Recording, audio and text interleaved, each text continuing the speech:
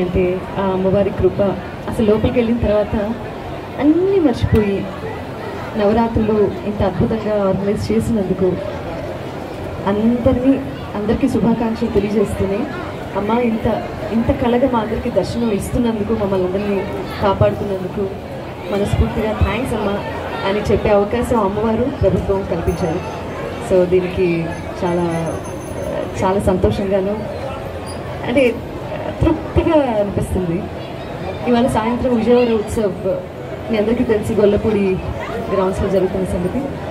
So అందరూ ఆ కార్యక్రమానికి కూడా విచ్చేస్తారని అమ్మ ఆశీస్సులతో ఈ 11 రోజులు ఇన్ఫ్యాక్ట్ ఈ 11 రోజులు కూడా ఏ అవాంతరము లేకుండా అన్నీ చక్కగా జరగాలని భక్తులందరూ చాలా బాగా దర్శనం చేసుకోవాలి అని నిజంగా ఉత్సవం అంటే ఉత్సవంలాగా ఉంది విజయవాడ వచ్చినప్పుడు. సో చాలా సంతోషంగా ఉంది. ఈ అవకాశం ఇచ్చినందుకు ప్రతి ఒక్కరికి మనస్ఫూర్తిగా ధన్యవాదాలు.